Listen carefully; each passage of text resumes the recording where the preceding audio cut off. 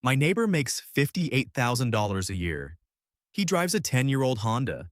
He's never had a job title fancier than warehouse supervisor. And 3 months ago, I found out he's worth more than most of the doctors on our street. That sentence should bother you. It bothered me for weeks. Because we've all been sold this story that wealth comes from a big break, a genius idea, a lucky stock, a six-figure salary. But here's the part nobody tells you at 2 a.m. when you're lying awake wondering why you're broke despite working so hard. The people who quietly become wealthy are almost never the smartest people in the room. They're the most repetitive ones. And by the end of this video, you're going to understand exactly which 10 repetitions build a fortune, and which ones, the ones that feel productive, are actually keeping you poor. One of them is going to make you uncomfortable. I'll get to that one last because it's the one that changes everything else. But first, let's talk about what actually separates my neighbor from someone earning triple his income and still drowning.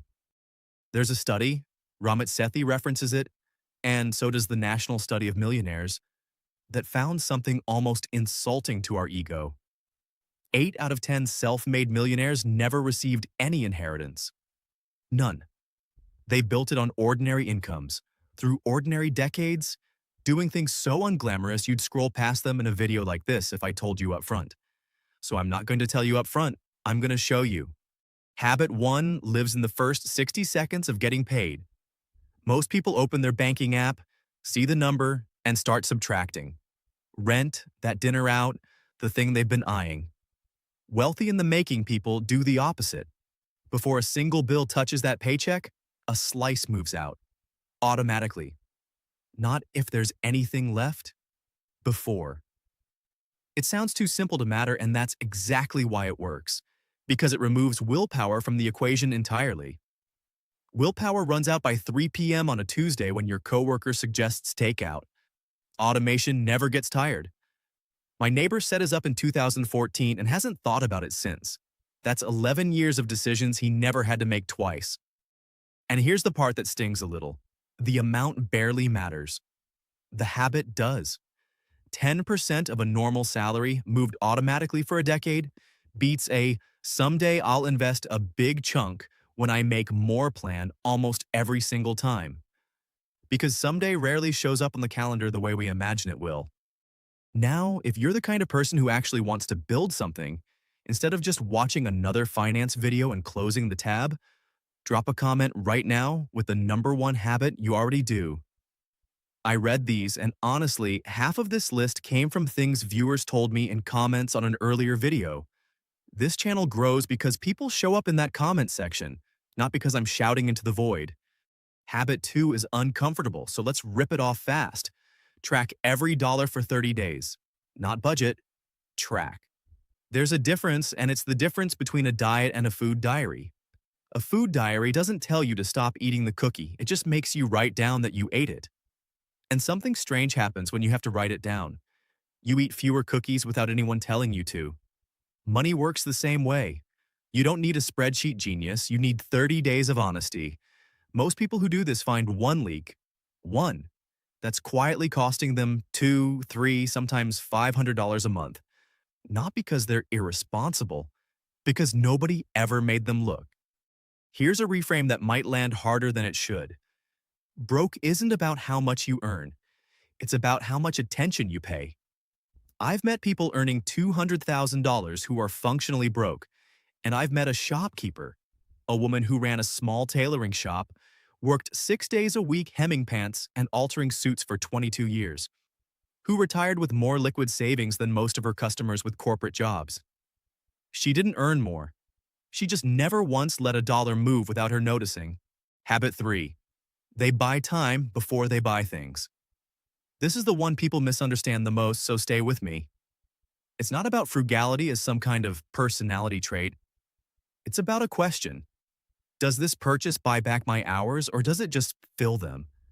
A $40 meal kit that saves someone 8 hours of grocery shopping and cooking a week? For someone whose hour is worth $60, is a wealth-building purchase. A $40 pair of shoes that just sits in a closet is not. Rich people aren't cheap. They're ruthless about what earns its place. That distinction alone will save you from most of the arguments you've ever had about money with a partner. Which brings me to something almost nobody talks about on this topic, and it's habit 4. They protect their mornings like it's the one asset nobody can take from them. Not because mornings are magic, because mornings are the only part of the day that hasn't been claimed yet by your boss, your kids, your group chat, your inbox. Give me 30 minutes before the world wakes up and asks something of you, and I'll show you 30 minutes where actual thinking happens. The kind that leads to a side project, a skill, a decision that compounds. Most people give their best hour of mental clarity to doom scrolling before they've even brushed their teeth. That's not a character flaw. It's just a habit nobody ever questioned. Let's pause here because I promised you 2 open loops earlier and I've only paid off pieces of both. Remember I said one habit on this list would make you uncomfortable? It's still coming. And remember the shopkeeper? Here's the payoff you've been waiting for. The actual mechanism behind how she did it, because it's not what you think. She didn't invest aggressively. She didn't take risks.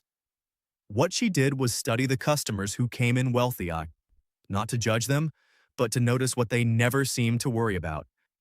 And the pattern she noticed over 22 years of alterations was this. The wealthy customers almost never asked her to rush an order. They planned. Their whole life ran on lead time, ahead of deadlines, ahead of bills, ahead of decisions. The broke customers, even the ones who spent freely, were almost always rushing. Rush fees, late fees, last-minute everything. Urgency, she realized, is expensive. Planning is the actual luxury good. That single observation became habit 5. They build slack into every plan because emergencies cost double when you're not ready for them and cost nothing when you are. I think about that constantly. A flat tire is a $150 inconvenience if you've got savings sitting there. It's a $150 inconvenience plus a credit card interest spiral if you don't. Same event, completely different financial reality. Wealth isn't the absence of problems. It's having already built the shock absorber before the pothole shows up. Now habit 6, and this one is quietly the most important skill nobody teaches in school. They get comfortable being bad at something in public. Every skill that ever made someone money, negotiating, public speaking, coding, sales, even just asking for a raise, starts with a period of looking foolish. Most people quit exactly there, at the looking foolish part, because it feels like proof they're not cut out for it. The wealthy in the making treat that discomfort as a toll booth, not a stop sign. You pay it, you keep driving. There's a concept from Cal Newport's work on deep, valuable skills. The idea that follow your passion is actually terrible advice, and that competence, hard-won and uncomfortable, comes first, and passion follows the mastery, not the other way around. Nobody's born passionate about spreadsheets. People become passionate about the version of themselves who's good at spreadsheets because that version gets paid. Habit 7 ties directly into that. They ask for the money out loud. This is the single most underused wealth habit in America. Not a slick negotiation script, just the plain, unglamorous act of saying, "I'd like to be paid more for this," to a boss, a client, a customer. Studies on salary negotiation consistently find that people who never ask leave tens of thousands of dollars on the table over a career. Not because they're worse at their jobs, but because silence was never going to get them a raise.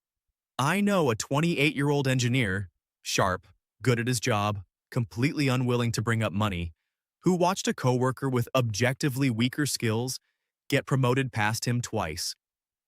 Not because the coworker was better, because the coworker asked and he assumed good work speaks for itself. It doesn't. Good work whispers. Asking speaks.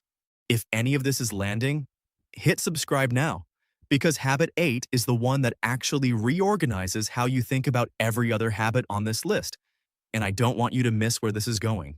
Habit 8. They treat their skills like a product line, not a job. A job pays you for hours. A skill, sharpened and offered in more than one place, pays you for value.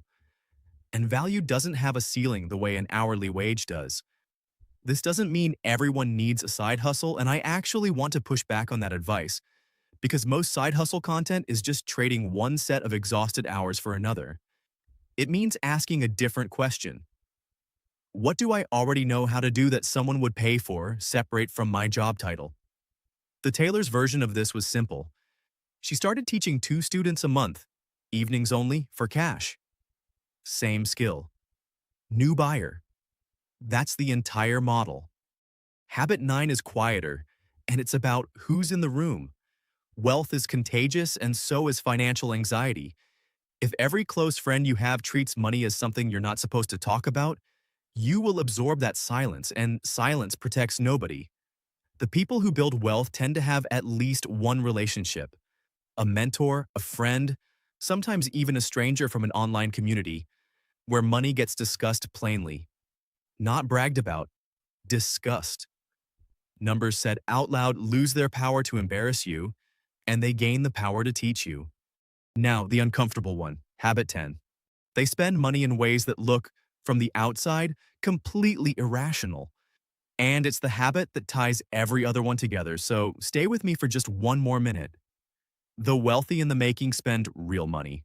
Sometimes money that stings a little on the things that buy back attention and health. A gym membership they actually use. A therapist. A slightly more expensive apartment closer to work that saves 90 minutes a day. This looks like the opposite of frugality, and everything I told you in habit 3 about ruthless spending seems to contradict it, until you realize it's the same principle taken to its logical end. They're not being cheap, they're not being extravagant.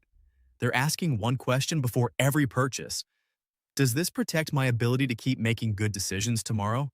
Burnout doesn't just cost you today, honey. It costs you the version of you that shows up 6 months from now.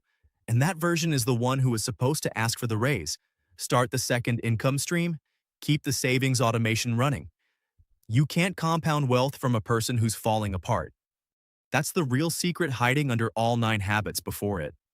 None of them are about money, not really. They're about protecting the person who has to make the decisions. My neighbor with the 10-year-old Honda isn't wealthy because he's disciplined about spreadsheets. He's wealthy because 11 years ago he built a system that didn't need him to be disciplined every single day. And then he protected the version of himself who kept that system running. You don't need a raise to start this. You don't need a business idea, a lucky break, or a rich uncle.